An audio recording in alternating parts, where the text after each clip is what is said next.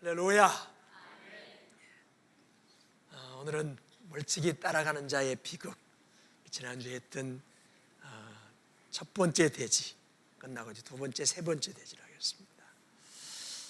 별로 사이가 안 좋은 이 부부가 아주 마음을 모아가지고 우리는 오늘 극장에 가자. 극장에 갔습니다. 근데 극장에 가니까 요즘 한 극장에 가면 여러 개 극장이 있잖아요. 그 안에. 근데 한 극장은 아저씨들과 미녀들, 또 한 극장은 마귀는 귀여워라고 하는 두 영화를 상영하고 있었습니다. 그때 남편이 말하기를, 여보 우리 아저씨들과 미녀들을 보자. 그랬더니 날마다 보는 아저씨를 극장에서 또 봐. 다른 데 가자고. 다른 거 보자고. 뭘 다른 걸 봐. 저기 있잖아. 악마는 귀여워. 그러니까 남편이 한숨을 푹 쉬면서 날마다 보는 악마를 극장까지 와서 보냐? 그래가지고 대판 싸움이 벌어져 영화도 못 보고 그때 싸운 것이 지금까지 싸운다는 그런 얘기가 있습니다. 여러분 오늘 이 부분 말씀은요, 그 부부의 비극처럼 우리 예수님과 제자들 사이에 가장 비극적인 현장을 우리에게 소개하고 있습니다. 여러분 거기 본문 56절 7절을 보시면 56절 보면요, 그러나 이렇게 된 것은 다 선지자들의 글을 이루려 함이라 하시더라. 이에 제자들이 다 예수를 버리고 도망하니라. 여러분 예수님을 따르는 제자들은 물론 예수님이 다 불렀습니다. 다 불러낸 제자들이지만 일단 주님을 따르는 그 3년 6개월 어간을 우리 예수님이 저분이 우리가 기다리는 메시아다. 저분이 다윗 왕과 같이 이스라엘 민족을 해방시킬, 로마 제국을 해방시킬 그런 왕이다.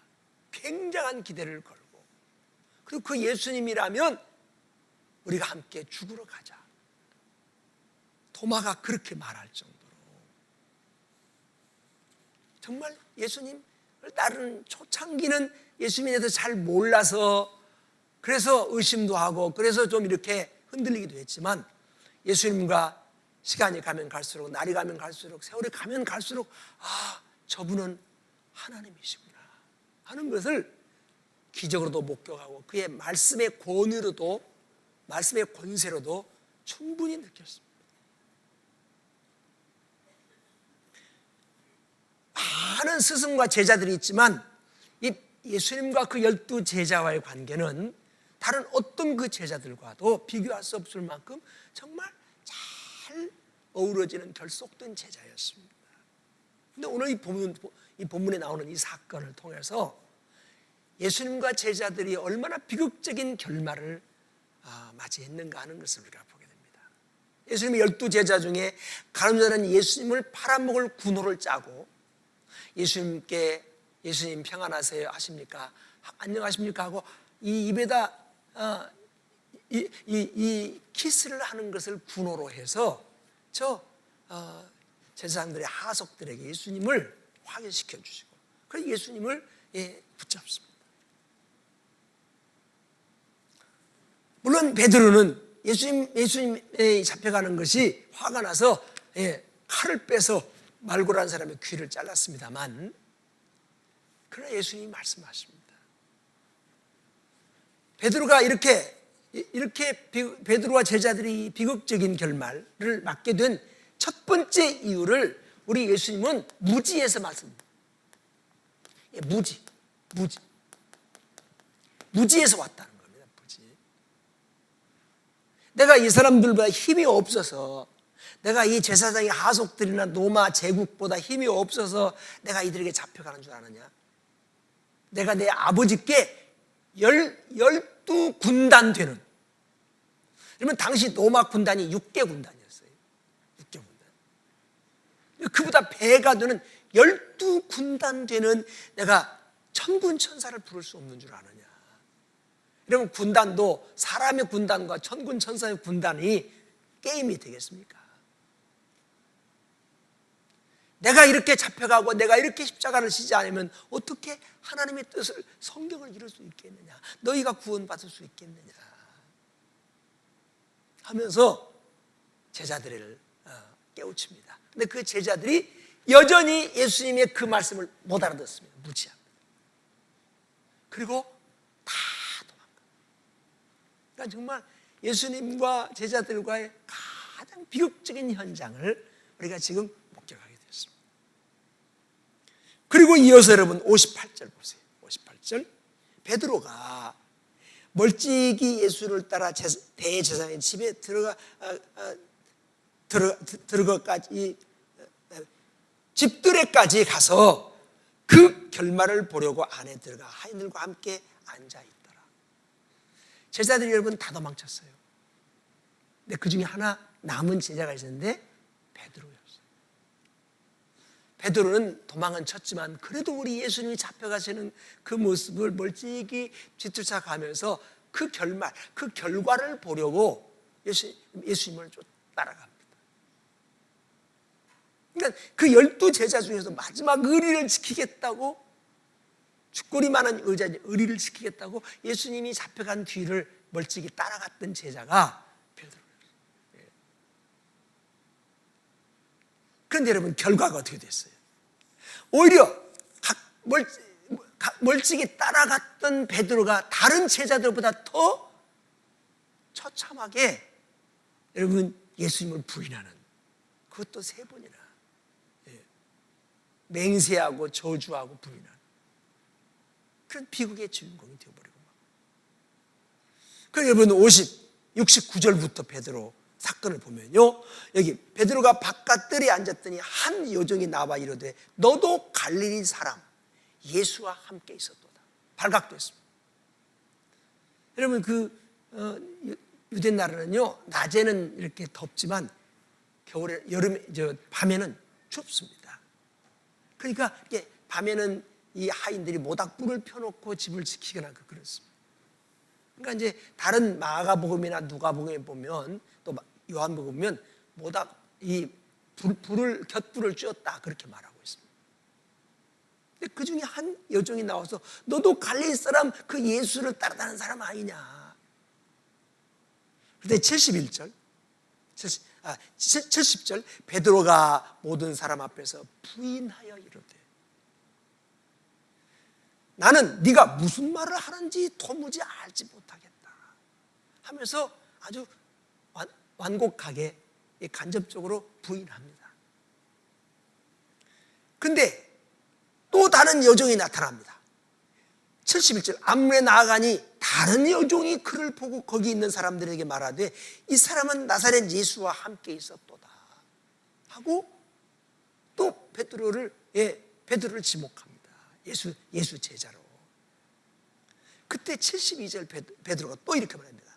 베드로가 맹세하고 또 두 번째죠, 부인하여 이르되 나는 그 사람을 알지 못하노라. 나는 네가 무슨 말을 하니 도무지 알지 못하겠다 란 정도가 아니라 나는 그 예수라는 사람 도무지 모른다. 73절 조금 후에 곁에 섰던 사람들이 나와 베드로에게 이르되 너도 진실로 그 도당이라. 네 말소리가 너를 표명한다.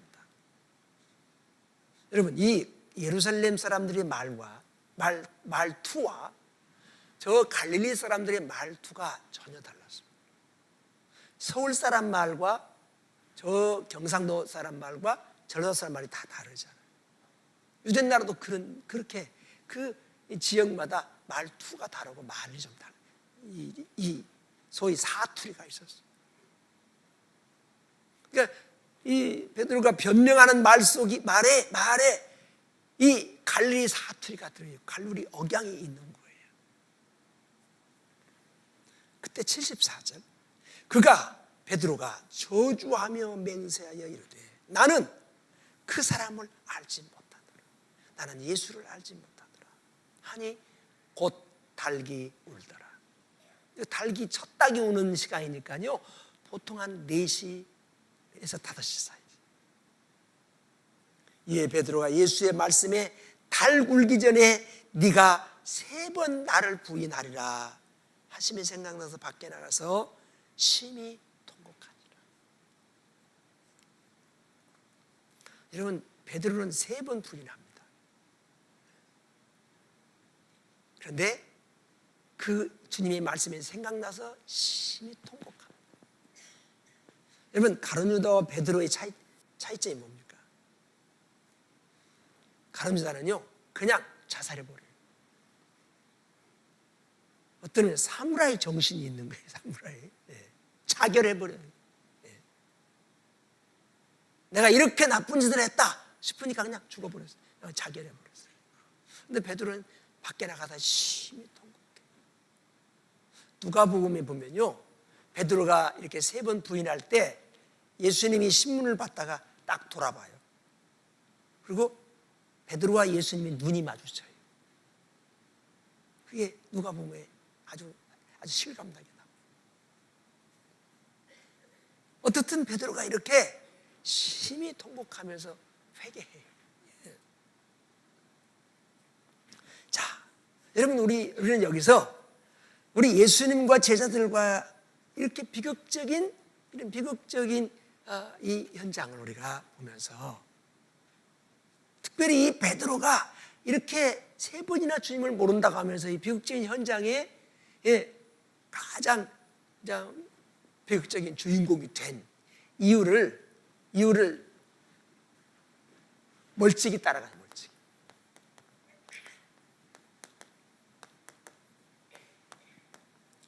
멀찍이 따라감이라고 말합니다. 그 여러분 본문 말씀 다시 봅시다. 거기 68절 우리 같이 합독합시다. 시작. 베드로가 성경 안 봐요? 시작. 58절이군요. 58절. 내가 시작. 베드로가 멀찍이 예수를 따라 제사장의 집에 가서 그 결말을 보려고 안에 들어가 하인들과 함께 앉았더라. 멀찍이 따라가니까, 예수님을 멀찍이 따라가니까, 멀찍이 예수님과 자기와 멀찍이 떨어진 공간만큼 이 여종들 또는 그 제사장의 하속들이 베드로를 그냥 배신자로 몰아가 버리죠. 물론 사단이 역사하는 거예요. 자, 멀찍이 따라가기 때문에 이게 그 비극이 생겼는데, 그게 첫째는 무지였다는 거죠. 무지. 두 번째요. 그럼 두 번째 이 베드로가 이렇게 멀찍이 따라간 비극의 주인공이 되는 것은요, 자기 부인이 없어요. 자기 부인. 자기 부인이 없어요. 자기 부인. 여러분, 베드로가 예수님의 수제자가 되는 여러 가지 과정이 있지만, 여러분, 베드로가 예수님에 대한 고백을 마태복음 16장이면 기가 막히게 합니다. 예수님이 한 번은 제자들을 데리고 가이사라 빌립보로 갑니다. 이 가이사라는 로마 황제를 가이사라고 합니다. 황제 도시입니다. 황제 도시는 황제의 신상들이 많이 있고, 그리고 그 황제 도시는 귀족들이 살아갑니다. 그 가이사라 빌립보는 이스라엘 나라에서 제일 휴양 도시로 유명한 도시입니다. 우리 예수님이 이제는 갈릴리 사역을 마치고 예루살렘에 십자가지로 오시기 바로 직전에 그 가이사라 빌립보로 갑니다. 거기 가면 황제 숭배가 저절로 되게끔 그런 도시 분위기가 되어 있어요. 근데 거기서 예수님이 제자들에게 묻습니다. 사람들이 나를 누구라고 하느냐? 세례 요한이라고도 하고 예레미야라고도 하고 엘레라고도 합니다. 이 성경에 나오는 위대한 인물 중에 하나라고 합니다. 그때 예수님이 그럼 너희들은 나를 누구라고 하느냐? 그때 베드로가 주는 그리스도시요 살아계신 하나님의 아들입니다. 예수님은 세례 요한이나 엘리야나 예레미야 수준이 아닙니다. 예수님은 하나님이시고 우리가 기다리는 메시아 그리스도이십니다. 할렐루야. 예수님이 너무너무 행복해 하십니다. 바요나 시몬아, 요나의 아들 시몬아, 네가 참 복이 있도다. 너에게 그것을 알게 하니는 내 혈육이 아니고 하늘에 계신 내 아버지가 너에게 보여주신 계시다. 할렐루야. 그러면서 네가 참 하늘 천복을 받은 사람이구나. 너를 이제부터는 시몬이라 하지 말라. 너는 이제부터 베드로라 해라. 베드로란 말은 페트로, 반석이란 말인데, 내가 내 이름 위에 내 교회를 세우리니 음부의 권세가 이기지 못하리라. 네가 땅에서 무엇을 묶으면 하늘에서 묶이고, 네가 땅에서 무엇을 풀면 하늘에서 풀리리라. 할렐루야. 여러분, 베드로에게 정말 막 축복을 막 소낙비처럼 부어주고 폭포수처럼 부어주고, 그게 여러분 마태복음 16장 16절에서 20절까지입니다. 근데 24절에 가면 뭐라고 하느냐면요, 베드로에게 나를 따라오려거든. 그 제자들에게 자기를 부인하고 자기 십자가를 지고 나를 따를 것이니라. 예수님을 끝까지 제대로 제자로 따르려면 자기 부인과 함께 자기 십자가를 지고 서야 따를 수 있다고 하는 것이죠. 여러분, 베드로가 예수님을 따르기 위해서 그는 자기의 그 직업을 버렸습니다. 베드로는 적어도 이 갈릴리 바다에서는요, 조합장쯤 되는 사람. 동업자가 요한 세베대의 아들들과 세베대의 집안과 동업자 아닙니까? 그러니까 자기 배에 한 척만 있는 사람이 아닙니다. 갈릴리 바다에서 고기 잡으면 먹고 사는데 지장이 없습니다.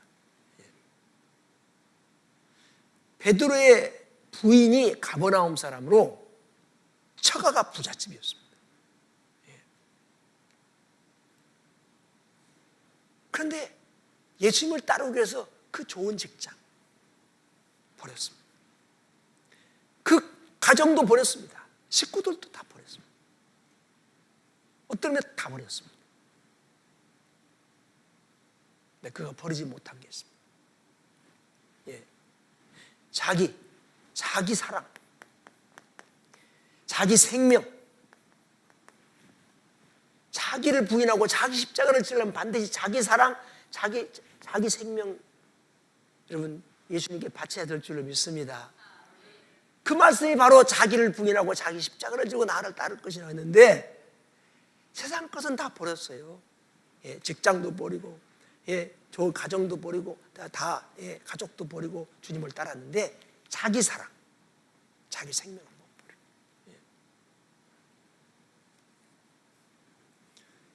그것이 예수님과 이 베드로와 사이에 멀찍이 따라갈 수밖에 없는 상황을 만들고 말았다고.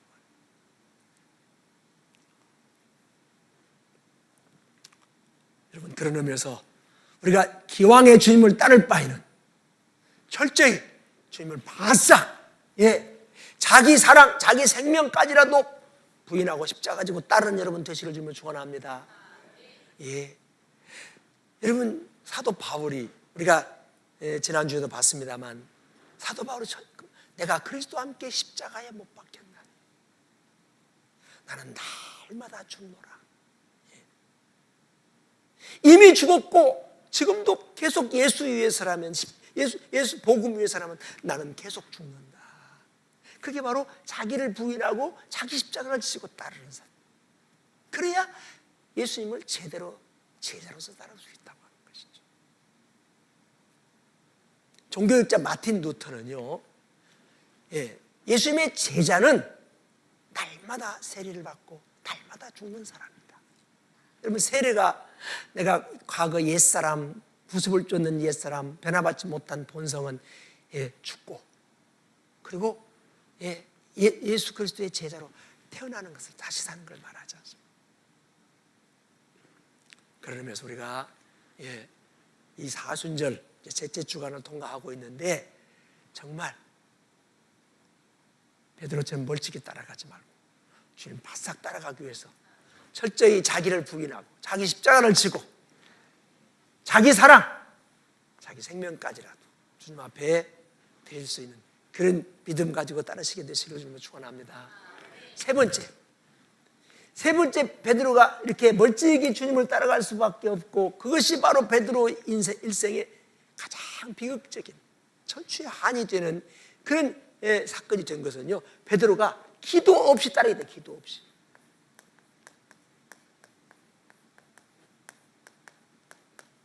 기도 없이 따르기 때문이었다고.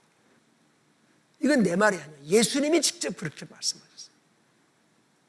자, 여러분, 우리가 이 본문 이전에 바로 전에 우리 예수님과 제자들이 겟세마네 동산에 올라가십니다. 그리고 겟세마네 동산에서 열심히 기도합니다. 예수님이 특별히 베드로, 야고보, 요한 이 세 제자들을 그 나머지 9명 제자들을 이 감람산 부근에다 놔두고 이 세 제자만 따로 데리고 더 깊이 들어가십니다. 그리고 그 제자들에게 말합니다. 내가 지금 죽게 되었다. 나를 위해서 좀 기도해달라고. 그런데 예수님이 열심히 기도하고 내려와 보니까 여전히 제자들이 잠들어 있습니다. 깨웠습니다. 2번이나 깨워서 3번째 보니까 여전히 기도 않고 잠자고 있습니다. 그때 주님이 말씀하십니다. 깨어있어 기도하라. 사단이 너희를 밀가부르듯 까부르니라. 그러면서 우리 예수님이 너희가 깨어서 기도하기를, 그렇지 않으면 너희가 사단에게, 마귀에게 너희가,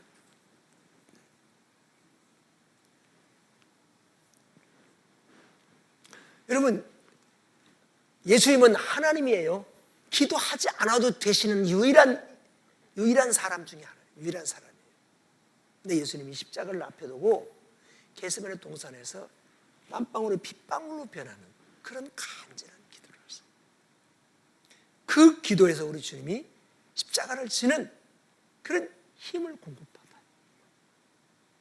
십자가를 기꺼이 장렬하게 지는 힘을. 그게 뭡니까? 내 뜻대로 하지 마시고, 또 내 원대로 하지 마시고, 아버지 하나님의 뜻, 아버지 하나님의 소원대로 그렇게 이루어지길 원하나이다 하는 그 위대한 기도를 하게 됩니다. 여러분, 기도가 뭡니까? 내 소원을 이루기 위한 기도, 물론 우리가 할 수 있죠. 그러나 기도의 가장 큰 응답은 내 뜻이 아니라, 내 소원이 아니라 하나님의 소원이, 하나님의 뜻이 나를 통해서 이루어지게 하옵소서. 할렐루야. 이게 예수님의 기도였고, 그게 바로 주님의 십자가 지는 그런 동력이 되는 힘이 되는. 근데 베드로와 다른 제자들 어때요? 정반대의, 내 뜻이 아버지의 뜻 대신에 아버지의 뜻보다 내 뜻대로 되게. 예수님은 내 뜻보다 아버지의 뜻이 이루어지기를. 부등호가 달라, 부등호예요. 우리가 내 뜻보다는 아버지의 뜻이 나를 통해서 이루어지기를 원하는 그런 기도의 능력을 갖는 여러분 되시길 바랍니다. 그런 기도의 수준을 우리 가져. 여러분, 기도 없이 주님을 따르니까, 기도 없이 주님을 따르고, 내 뜻보다 하나님의 뜻이 더 큰 그런 기도를 하다 보니까 이렇게 비참한 결과를 주려. 이제 말씀을 정리하겠습니다. 여러분, 우리에게 주님을 멀찍이 따라가는 거리만큼 사단이 판을 치는 공간이 될 수밖에 없습니다. 주님을 멀찌감치 따라가는 공간만큼 사단의 올무와 시험이 여러분 판칠 수밖에 없습니다. 주님을 멀찍이 따라가는 공간만큼 여러분 불신앙의 공간이 될 수밖에 없다고. 주님을 멀찍이 따라가는 만큼 실패와 좌절의 공간. 우리가 주님을 정말 바싹 쫓아가는 모든 성도 여러분들 다 되시길 바랍니다. 여러분 생각해 보세요. 우리 예수님을 따르는 제자들 중에 적어도 한 명쯤은 예수님과 함께 재판도 받고 예수님과 함께 십자가 지고 올라가기도 하고 예수님과 함께 저 골고다 언덕에 십자가도 질 그런 제자가 하나 있어야 할 거 아니에요. 그런 제자로서의 삶을 여러분 살게 되시기를 좀 축원합니다.